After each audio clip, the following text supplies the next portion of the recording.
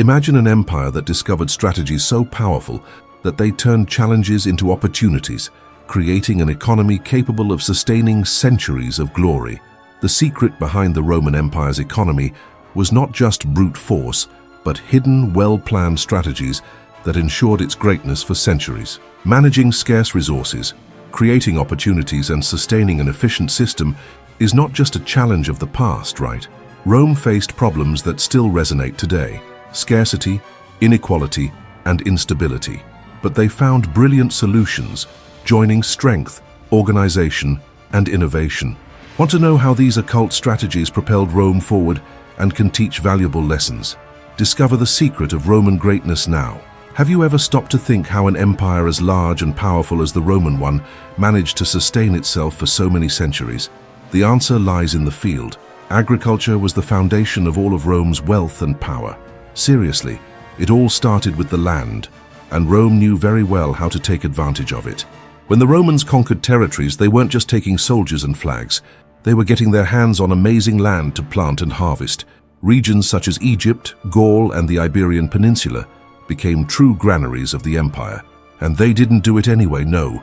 They had cultivation methods that guaranteed abundant harvests, such as crop rotation, which prevented the soil from becoming poor, and well-designed irrigation systems. They also used efficient tools, such as iron plows, to get the most out of the land. Now imagine this. You have giant farms called latifundia, which are the center of all this production. They were controlled by Rome's wealthy elite and relied on slave labor. These slaves captured in wars worked day and night on the land. It was a brutal system, but incredibly efficient for them. The cost of keeping slaves was low, so products were produced on a giant scale with little expense. And the impact of this, it was huge. This production fed the cities, which were growing more and more. There were people coming from all over to live in Rome, and they needed to eat.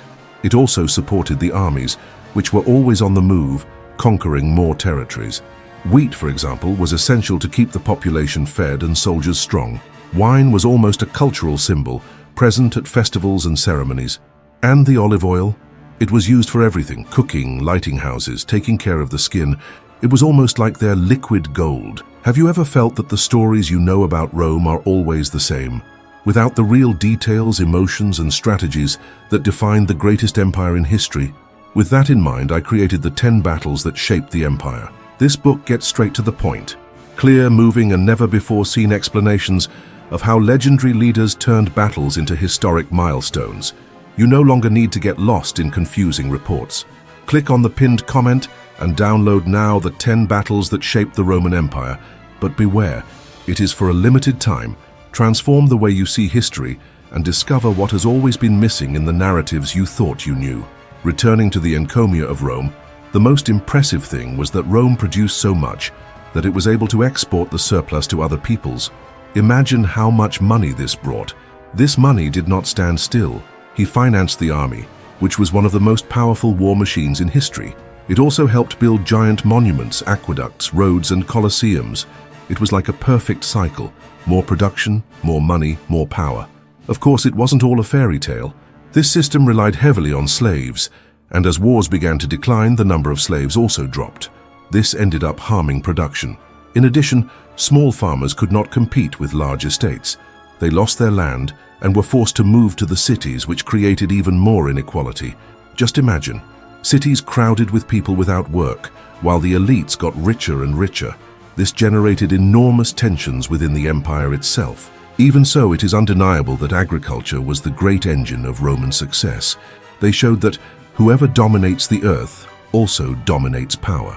The countryside was not only where Rome grew food, it was where they planted the wealth and strength that sustained one of the greatest empires in history. And of course, it was also there that the challenges that would bring everything down began. In the end, agriculture was both Rome's strength and weak point. Before continuing, I saw here that you forgot to subscribe to the channel. You won't want to miss all the content about Rome that I will always be bringing. Imagine this. You live in a world where everything needs to arrive quickly and safely. Now he thinks that the Romans solved this problem more than 2,000 years ago with a transport infrastructure that bathed a lot of things done today. Their roads were not just dirt roads. They were true works of engineering. The Romans built incredible roads, made to last. They had well-planned layers, large stones at the base, smaller stones in the middle, sand for leveling, and a smooth surface of fitted stones. This design made the roads withstand the weight of entire troops, carriages, and even the wear and tear of time. Seriously, some of these roads still exist today, and these roads were not just for decoration. They connected everything: cities, farms, ports, and military bases. This meant that food, goods, soldiers, and even letters could get where they needed it much faster. Imagine grain coming from distant regions, spices from exotic lands, or soldiers going to protect a border. All of this happened thanks to roads. This efficiency created a constant movement of people and wealth, which made the empire even more powerful. Now, if you think they only rocked on land, get ready to hear about the ports. The Romans knew how to choose the best places to build them, such as Ostia near Rome and Alexandria in Egypt. These ports were like great trade centers, receiving products from all over the world: silk from China, spices from India, perfumes, precious stones.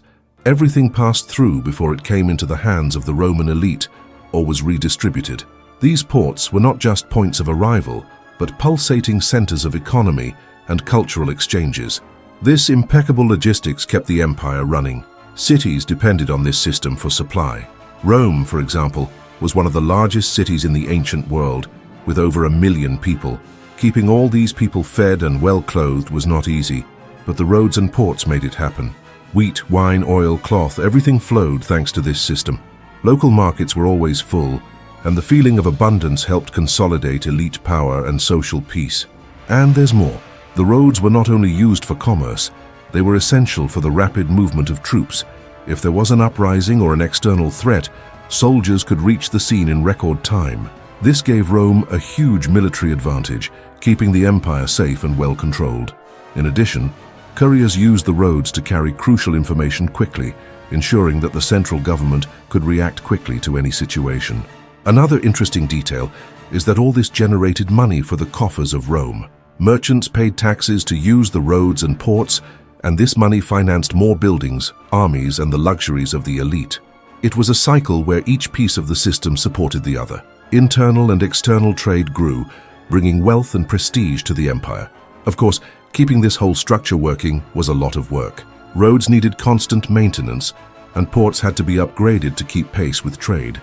In addition, some more distant regions did not receive as many benefits, which created inequalities within the empire. These challenges, however, did not erase the incredible impact this infrastructure had on Rome's success. Even with these challenges, it is undeniable that the Romans hit the nail on the head. They understood that connecting everything was essential to keeping the empire strong. Roads and ports were more than roads and buildings. They were what made Rome really work. Without this infrastructure, the empire would not have been as impressive as it was. This transport network not only moved goods and people, but also spread Roman culture throughout the territory, leaving a legacy that spanned the centuries. Tell me here in the comments if you think today's economy would be better if it was the same as the Romans. I want to know your opinion. Imagine living in a world where each city has its own currency. Buying or selling something would be a mess, right? The Romans, clever as ever, solved this problem by creating a currency that worked throughout the empire, the famous silver denarius. And look, this insight of theirs changed the game completely. Having a currency that everyone accepted made life much easier. Before, merchants suffered from conversion rates and never knew if they were losing money. With the denarius, everything became simpler. You knew exactly the value of things and could do business without a headache. It was as if everyone spoke the same language, but in the form of money. Another genius thing is that the state controlled the production of coins. This ensured that they all had the same weight and the same amount of silver. This pattern made people trust the system and the government.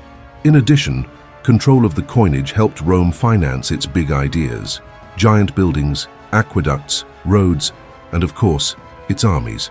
The denarius was more than money. It was the basis that sustained the empire. And don't think that this currency was just for buying and selling. It had a powerful symbolic role. Imagine living in a distant area and using the same currency as the people in Rome. It made everyone feel like they were part of something bigger. It was as if the entire empire was connected by these shiny little coins. With the denarius, trade exploded. Products from all corners circulated freely. Grain from Egypt, olive oil from Spain, wines from Gaul. Everything could be traded without problems. This not only filled the markets with goods, but also encouraged cultural exchanges and strengthened ties between regions. Merchants and travelers took advantage of this facility to explore new opportunities, taking not only goods, but also ideas and traditions from one place to another. Another advantage was in the collection of taxes. Previously, many regions paid tribute in local goods or currencies, which complicated matters. With a unified currency, the process has become much easier. The government was able to efficiently pool resources and redistribute them to keep the empire running. In addition, the money raised helped keep the legions moving and ensure that the empire was always protected.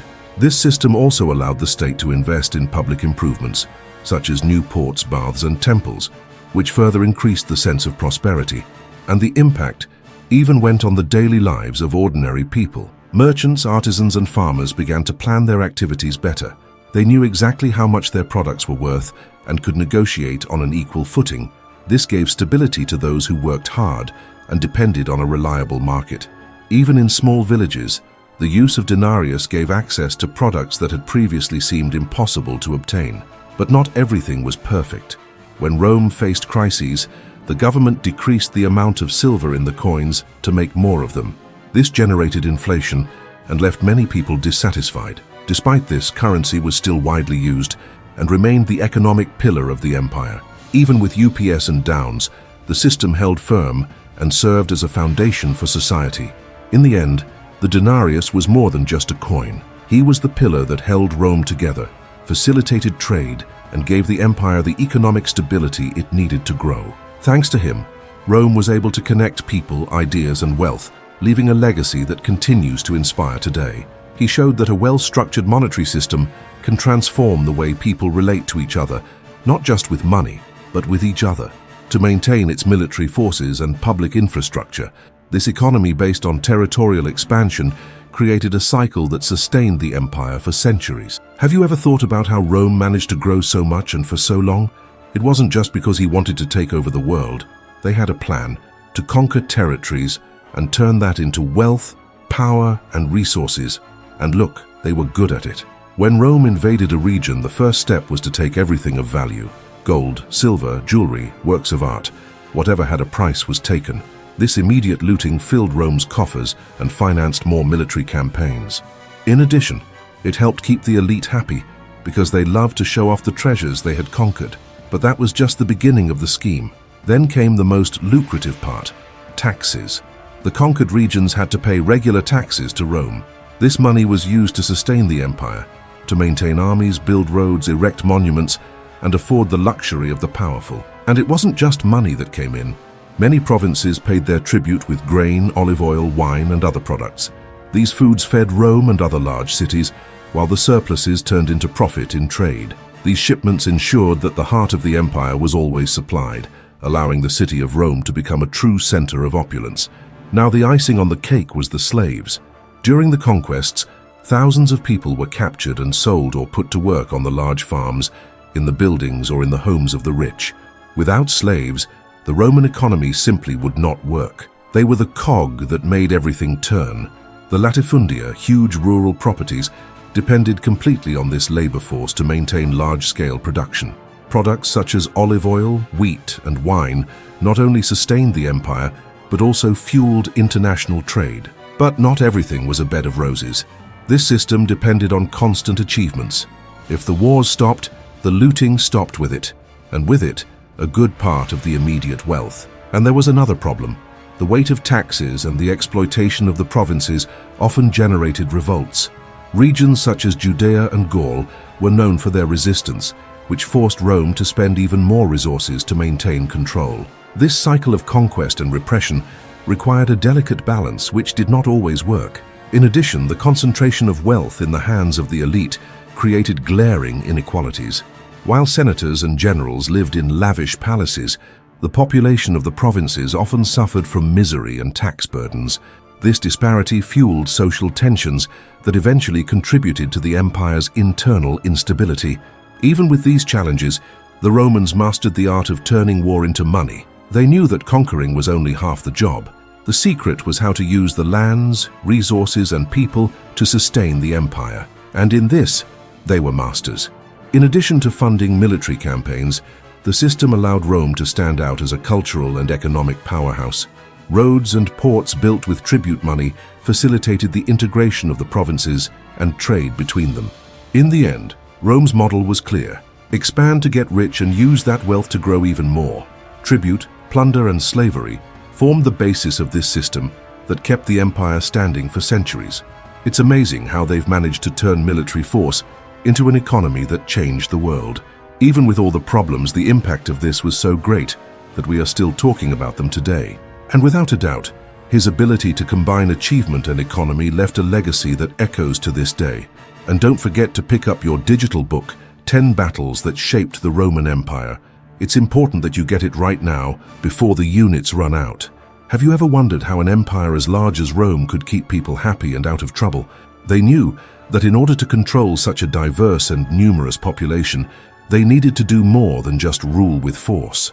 It was there that they created the famous bread and circuses policy, a strategy as smart as it was effective. The concept was simple: to ensure that the people had something to eat and how to entertain themselves. Rome distributed wheat for free or at very low prices to the urban masses. This helped keep food prices stable and ensured that no one went hungry, especially in the big cities where inequality was huge. In addition, this distribution created a direct dependence of the population on the state. After all, if the government guarantees your food, you think twice before rebelling against it. And the circus? Well, the Romans knew that entertainment was a powerful weapon. They organized games, chariot races, and gladiatorial combats in arenas such as the Colosseum. These events were free and drew crowds. While the people vibrated with the fights and the races, they forgot for a while the difficulties of life. It was a way to divert attention from social problems and at the same time reinforce the idea that Rome was a powerful and prosperous place. But don't think it was just a matter of fun. This strategy also had a huge economic impact. By distributing wheat and promoting grandiose events, Rome encouraged domestic consumption. The farmers who produced the grains and the artisans who worked in the shows moved the economy. Markets and fairs became busier, and local commerce prospered. With controlled prices, they prevented hunger or inflation crises from destabilizing society. In addition, bread and circuses was a genius political tool. Keeping the people fed and entertained gave the government leeway to deal with political crises or uprisings. It was much more difficult to organize a revolt when people were busy cheering on gladiators or celebrating a public banquet. This dependence on the state created a relationship of control disguised as benevolence. The policy also served to reinforce Rome's image as the center of the world. Major events showed the power of the empire and the ability to organize spectacles on a scale that no one else could. This strengthened citizens' pride and loyalty to the state. Even the elites who financed part of these events came out winning, since these moments were also an opportunity to display their wealth and influence. Of course, this strategy had its limitations. Sustaining this policy was costly, and the government relied heavily on tribute from the conquered provinces to finance everything. If the conquest stopped or the provinces rebelled, the source of funds could dry up, putting the system at risk.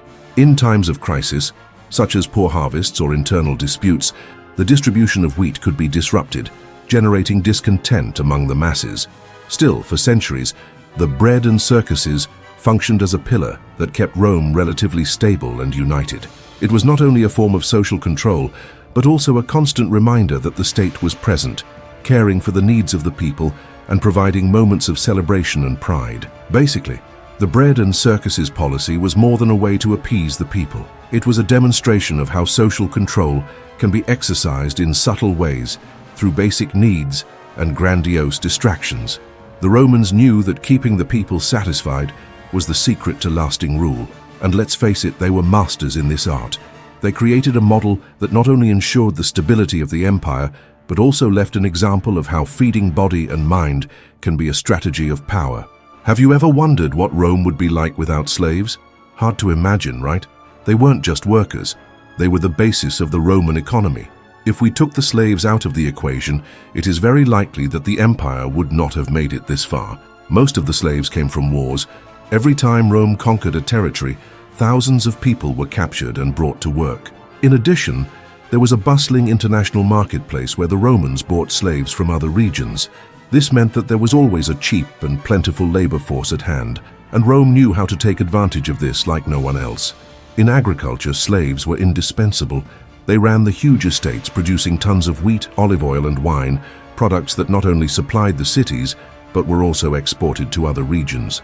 With practically free labor, the owners of these lands became richer and richer.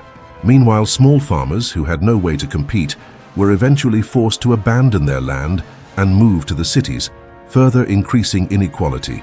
This created a scenario where elites continued to prosper, while the lower classes found themselves increasingly dependent on the state for survival. In mining, the situation was even more intense. Slaves worked in terrible conditions to extract gold, silver, and other precious metals, which were critical to the economy and to finance military campaigns. These metals not only supported the Roman monetary system, but also guaranteed resources to build the grandiose public works that impress so much to this day. Already in the cities, they were everywhere, building aqueducts, temples, and amphitheaters, working as artisans, cooks, teachers, and even doctors. It was as if the entire functioning of Rome depended on them, from the grassroots to the highest layers of society. But this system had its problems. As Rome began to conquer fewer territories, the flow of new slaves slowed. This created a crisis, because the economy was used to having this labor available in large quantities. In addition, the living conditions of the slaves were so extreme that revolts were not rare. The rebellion led by Spartacus, for example, nearly brought the empire to its knees. These uprisings not only challenged state control, but also showed the limitations of a system so dependent on exploitation. Another problem was the inequality that this system created. While the elite lived surrounded by luxury, a good part of the free population had difficulty surviving. Many could not compete with the labor of slaves and ended up depending on state subsidies, which only increased social tensions. This inequality was one of the factors that, over time, weakened Rome from within. The contrast between the opulence of the elites and the precariousness of the masses was a ticking time bomb, ready to explode in moments of instability. Still, it is impossible to ignore the impact of slaves on the success of the empire. They allowed Rome to reach impressive levels of production and to produce gigantic works that still amaze us today. But this extreme dependence has also made it clear that no system based on exploitation can sustain itself forever. The price of this dependence was a fragile economy, unable to adapt quickly when the base of its strength, the slaves, began to dwindle. Ultimately, slaves were both the force that lifted Rome up and a constant reminder of the limits of this model. They helped build one of the greatest empires in history, but they also showed that an economy is only really strong when it can balance growth and justice. Their legacy is engraved in the stones of Roman buildings and in the memory of a system that reached the pinnacle of greatness, but could not prevent its own decay. Have you ever wondered how Rome managed to manage a gigantic empire for centuries without letting everything turn into chaos? The secret was in an administrative system so efficient that it is still impressive today. They knew that keeping an empire afloat needed something much more than military strength. It needed organization, especially when it came to collecting taxes. The Romans had everything very well planned. Each province was overseen by governors who were responsible for collecting taxes and making sure everything was done right. For this, they had auditors who inspected every detail, avoiding deviations and fraud. It was a strict system that worked like clockwork. What about taxes? They were used to finance major works such as aqueducts, temples, and roads. These constructions were not only useful, but they also reinforced the power and grandeur of Rome. What made the system even more impressive was the diversity of sources of revenue. They levied direct taxes on property, ensuring a solid base of resources, and also taxes on trade. And trade in Rome was no joke. Products from India, China, Africa, and other parts of the world circulated through the empire's trade routes. Imagine spices, silks, and precious stones coming into the hands of the Roman elite. All of this generated wealth and also integrated the provinces into a global network of exchanges. These exchanges not only moved the economy, but also carried ideas and cultures from one corner of the empire to another. Control of the Mediterranean Sea, which the Romans called Mare Nostrum, our sea, was one of the greatest assets of this system. Rome turned the Mediterranean into a kind of sea highway, protected by its powerful navy. This ensured that ships full of goods sailed safely, further strengthening trade and showing who was in charge in the region. It was a symbol of dominance, and also a guarantee that the riches of the world flowed into Roman ports. This cycle was genius. Taxes financed projects that improved the empire, such as roads and ports, and these improvements boosted trade even more. The more trade grew, the more taxes were collected. It was a well-oiled cog that kept the economy running at full throttle. Rome has become a true magnet for wealth and innovation, attracting people from all over the world. Roman cities became vibrant centers, with markets always bustling and opportunities that seemed endless. Of course, not everything was perfect. The system depended heavily on the honesty of governors and officials, and we know that corruption is not exclusive to modern times. Some abused power, especially in more distant provinces, and this generated dissatisfaction. In some regions, taxes were so high that people were on the edge of survival, which sometimes led to riots and tensions. In addition, the complexity of the system required a well-trained bureaucracy, which was not always easy to maintain. Even so, Rome's administrative system was one of the pillars of its success. He showed that organization and efficiency could transform a huge empire into something functional. The way they collected and redistributed resources served as the basis for many modern systems. It's amazing to think that thousands of years ago, they had already understood that the key to power lay in much more than swords. It was in the ability to keep everything running like a well-oiled machine. And at the heart of this machine was the view that a well-organized empire is an empire that thrives, even in the face of gigantic challenges. The economy of the Roman Empire was a true lesson in strategy. They turned tax, trade, and labor into a machine that sustained their greatness. From the routes in the Mediterranean to the impressive aqueducts, everything was designed to integrate the empire and generate wealth. Even with challenges, Roma teaches us that organization and innovation can turn dreams into reality. If they did it 2,000 years ago, what prevents us from learning and applying these lessons today? And remember, whenever you want to know how Rome became the largest empire in antiquity, just go to the pinned comment and get your digital book, The 10 Battles That Shaped the Roman Empire. Get it right now because units are limited. Don't forget to like the video and subscribe to the channel for more content like this. Until the next video.